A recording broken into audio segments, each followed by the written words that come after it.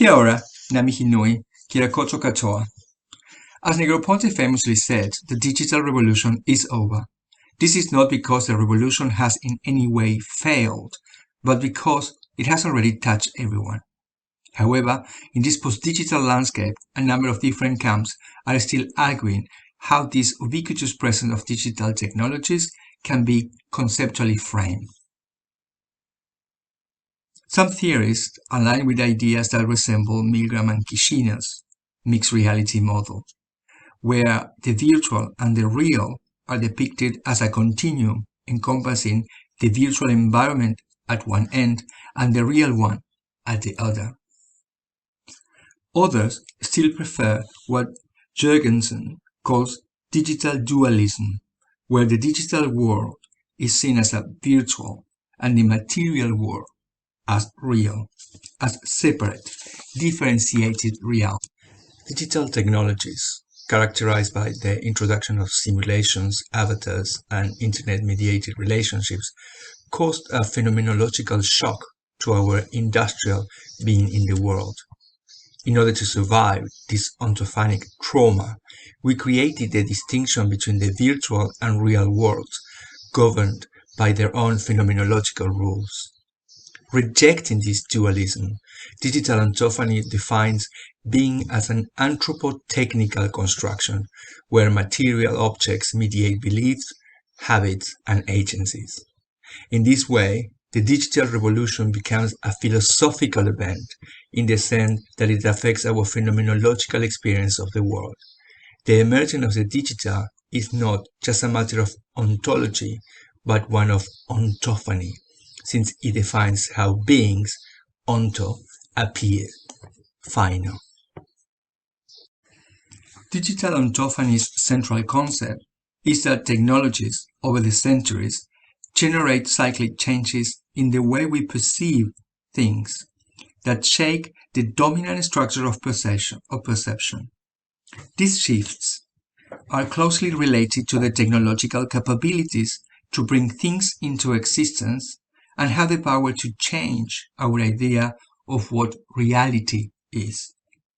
Technological devices, therefore, become conditions of possibility for reality, organizing the history of humanity into a series of technological systems which create not only their own production processes, but also particular sets of social practices. Technological systems are concatenated layers of integrated technological practice that develop certain aspects of the social heritage. Vial believes that technological systems are the highest, more complex concatenations that can be observed in any particular society as the embodiment of technological phenomena. Technological systems describe the social structure and identity of an era. In this light, a technological system can be linked to Kuhn's notion of paradigm or Foucault's episteme, in that they enact a model of reality that defines the condition of possibility, but with the addition of a material technological layer. According to some accounts, when the first movie of a train pulling into a train station was screened, it overwhelmed the audience. Some people, too, refused to use the newly invented telephone because the idea of speaking without seeing challenged established social practices. Similarly, at the end of the 15th century, the painters of the Renaissance changed our spontaneous way of looking at nature by inventing the landscape, thanks to which we learn to see perspective. And more recently, quantum theory challenged the immediate concept we had of the physical world to describe the behavior of infinitesimal small worlds. The pervasiveness of digital technologies directly and indirectly shaped the global society and permanently changed our subjectivities. They become not just the lens through which we perceive social relations and forms of life, but rather They are forcing us to renegotiate the act of perception itself, creating new perception of objects for which we have no habit of perception, affecting our phenomenological experience of the world. In the same way that wood and stone defined the mechanical system and metal was a core material of the industrial system, creating a certain continuity in the nature of perception and integration with particular forms and processes of technophenomenology, the digital becomes the material of our new technological system. The digital is not immaterial virtuality, because the virtual ceases to exist. Digital ontophany is a hybrid that overlaps spheres and whose materials form infuses our ways of perception. Digital ontophany has materiality, and that materiality can be characterized. Vial identifies 11 categories that describe the digital ontophany, but they can be reduced to 3. Versatility, an unstable world where things might need to be debugged. Reversibility, a Control-Z mindset where you can always start again. And finally, reticularity, a world shaped not by our direct interaction, but by a sequence of interfaces affordances.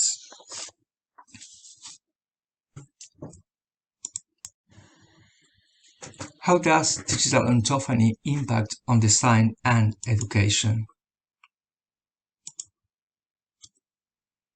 In his short treatise on design, Vial, once again, argues that design is primarily a phenomenological event, conceiving things that happen rather than things that are. The design effect is the creation of experience to be lived and presents 3 effect dimensions: ontophonic effect, callimorphic effect, and socioplastic effect. The ontophonic effect has the potential to change one experience of being, of creating new forms of being in the world. The callimorphic effect satisfies our need for beauty, for the inherent enjoyment of perception, a quality, according to Vial, that has moved away from the arts and into industrial design. And finally, the socioplastic effect is the linkage between the material utility of design and the potential impact that this effect can have on reshaping social life and therefore affecting social reform. Design, it begins with the enjoyment of the experience, but ultimately has a transformative effect. Some argue that our digital technological system is at its earliest steps, no further along than those first cogs on a watermill in the Renaissance. And in the same way that design first reacted against the industrialization of people, digital ontophany offers designers the chance to design a format of experience that reacts against the deification of people, that embodies ethics and embraces embodiment, because design is responsible for what presents as an experience to be lived. Embodied cognitions argue that the non-neural body becomes an integrated system that engages with the world around us and structures the experience that shapes our perception of self. But if, as Font argues, the digital permeates the classroom and shapes how students engage with information and the very possibility of thinking, how does embodied cognition look like in an era of digital ontophany? Eons of human interaction, sensing and manipulating our environment, have fine-tuned a set of sophisticated embodied skills. And I think here is where design and education overlap. Digital ontophany has had an impact not only on our perception of the world, but also, and because of it, on our cognitive processes. It extends, transforms, but also entraps our being in the world, and it moves us from a model of scarcity to one of navigability. And here is where the challenge resides.